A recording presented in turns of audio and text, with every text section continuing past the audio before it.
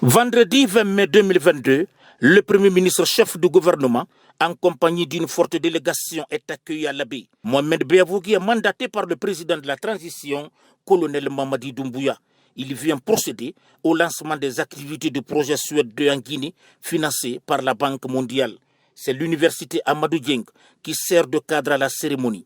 Ici, partenaires techniques et financiers, des ONG, des groupements féminins bénéficiaires venus de Kankan, de Farana et naturellement de l'Abbé. 153 communes urbaines et rurales sont concernées par ce projet régional d'autonomisation des femmes et de dividendes démographiques. Le projet Suède est un projet multisectoriel qui traduit l'engagement des États africains à investir dans le capital humain et l'autonomisation des femmes.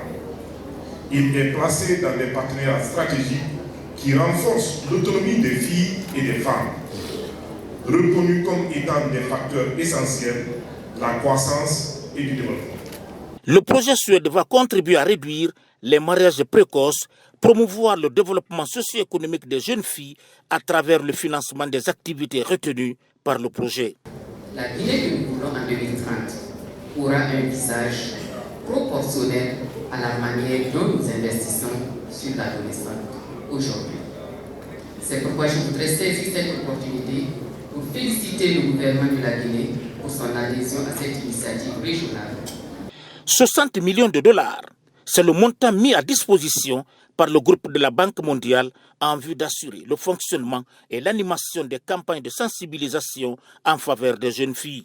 Et nous sommes heureux au niveau de la Banque mondiale que justement la Guinée ait choisi son ministre de l'économie et des finances et du plan comme ministère pour porter justement ce programme, pour faire le lien entre les besoins et l'affectation des ressources au profit justement de la femme. D'où la nécessité pour nous de faire en sorte que le Suède en Guinée, dans cette période actuelle, prenne une vitesse de croisière pour justement faire face aux besoins urgents et immédiats des femmes et des jeunes. C'est une initiative régionale d'envergure. Elle veut renforcer le capital humain en Afrique, surtout chez les adolescentes, l'une des couches les plus vulnérables dans nos sociétés. Il est fondamental et très important pour nous jeunes filles, mais aussi les partenaires impliqués dans ce processus, que ce projet réussisse.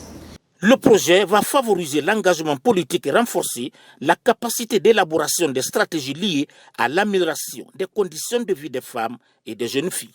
Si les femmes sont dotées de compétences et du pouvoir de s'épanouir dans l'esphère économique et sociale, elles participeront davantage dans leur foyer et au niveau national, ainsi qu'à la croissance économique du pays. L'éducation, la santé, l'autonomisation des femmes, l'emploi des jeunes sont des préoccupations majeures de mon gouvernement.